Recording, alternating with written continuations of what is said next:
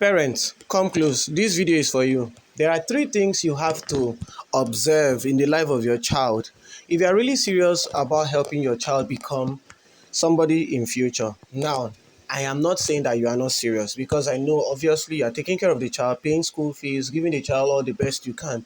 But these are three things you have to observe, three things you should pay close attention to in this 21st century world where children are very smart. Else, you may be losing your child to another person. Number one, the use of internet. When your child runs to you, hi mommy, daddy, can I use your phone for assignment? In as much as the child is going to be having access to the internet, please monitor, pay close attention to that child. A lot of children leave the assignment they got your phone for, they move from the assignment to begin to access all other sites on the internet, and you would be surprised to realize what they are going into. These children are very curious. I'm not just saying this from assumptions or speculations. I'm a teacher.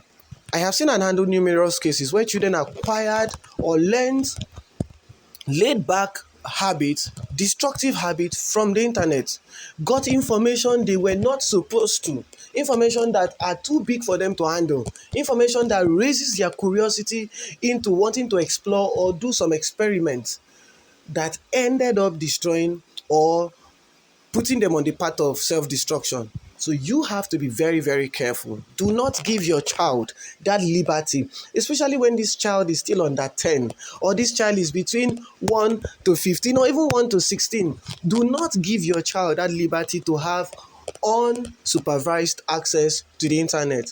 I love what some parents do. Some parents don't even give their children access to a cell phone till they are done with secondary school. There can be a general phone at home where they use in cases of emergency or for home communication with the parents. But giving a child access to personal phone, for some children, it might just lead to the path of self-destruction. Number two, try to listen to them when they talk to you. I was in school one day when a girl was looking so disturbed and she came to me and she told me something very disturbing. And the first question I asked her was this: did you tell your mother about this? Have you told your parents? She said, my father, my mother, those ones that will shout at me whenever I open up my mouth to tell them things. I can't do. They won't even listen to me. And that sent a shock down my spine. What if this child was sharing this with another person? What if this child was, sharing this with a friend? You need to read the book, The Nature Assumption by Judith Harris.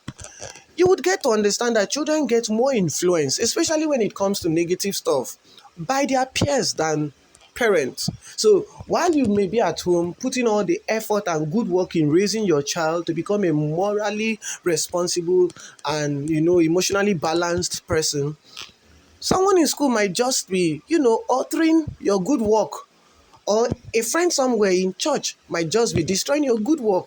This is why you have to pay close attention to the people your children are following or your child is following. Number three, care to know how your child is doing in school in terms of studies. Children lie a lot. Oh, Jesus Christ. I was one of them. I lied a lot while growing up. When it comes to school, I'll tell my father that that teacher doesn't teach. That teacher will come to school and he will do this. That teacher will do that. This one doesn't do this. That school is not serious. And my father, boom, would change my school.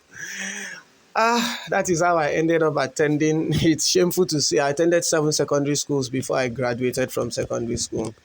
My father was this man that wanted the best for his son, always trying to give me the best education. And he believed in me so much. Never knew he was believing in my lies. Oh, Owamo. May he so rest in peace. He's dead now. If he was alive, he would have been so disappointed by this video. Thank God I turned out well. Thank God I met friends. Yeah, friends helped me. So pay attention to what your child is doing, how your child is doing in school. Please, as schools are about resuming, give your child a personal study timetable every day. Earmark at least 2 to 3 subjects. Your child should spend 30 minutes on each subject every day. And, when your child comes back home, if you have the time, care to know what they have done in school with regards to that subject that day. If you cannot do it, if you don't have the time to do it, employ a home lesson teacher to do it. Give the teacher specific instruction like, I would like you to monitor what my child is doing in school in each subject, maybe every day or 3 times a week. Check my child's notes. Let me know how far he's doing. Is he doing his assignments? Is he studying? Is he doing this? Can you have the time to, also review some of these things, especially in areas of your mastery with this child at home? This will help save you